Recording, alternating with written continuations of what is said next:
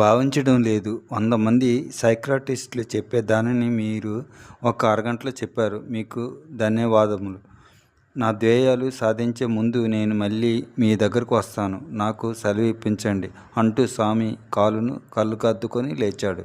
వెంకటస్వామి ఎంతో ఆనందంతో హర్ష వెనక నడిచాడు. ఇద్దరూ ఇల్లు చేరుకున్నారు. వెంకటస్వామి, లోకానికి మంచి చేయడానికి నిర్ణయించుకున్నాను. నీవు నాకు సహాయంగా ఉంటావా అని హర్ష అడిగాడు.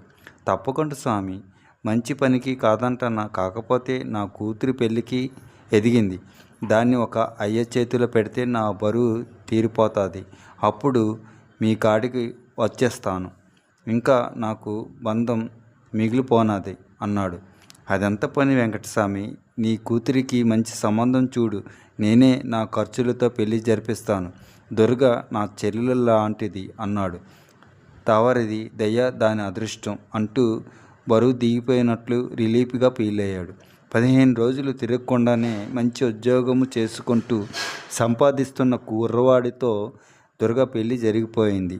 వెంకటస్వామి హర్ష కాలుకు నమస్కరించి, స్వామి, దుర్గ మీకు రుణపడినది అన్నాడు. అదేం లేదు వెంకటస్వామి అన్నాడు హర్ష. తర్వాత వెంకటస్వామి హర్ష ఇంటికి వచ్చేశాడు.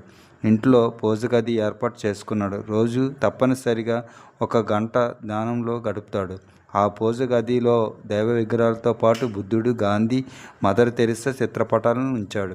ఇంట్లో మరో గదిలో చనిపోయిన తన కుటుంబ సభ్యుల విగ్రహాలను పాస్టర్ ప్యారిస్తో ఒక శిల్పి చేత తయారు చేయించాడు. ఏదో ఒక టైంలో ఆ గదిలోకి వెళ్ళి ఆ విగ్రహాల మధ్య ఒక 10 నిమిషాలు గడుపుతాడు.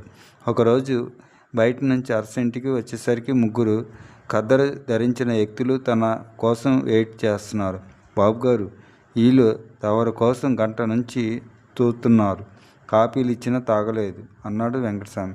మీరెవరండి, ఏం కావాలి అని హర్ష అడిగాడు.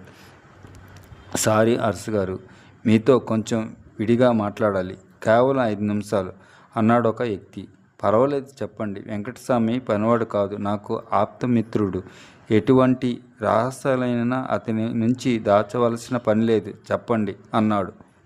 Thanks for watching. Please like, share and subscribe VMK Multi Vlogs. Bye bye.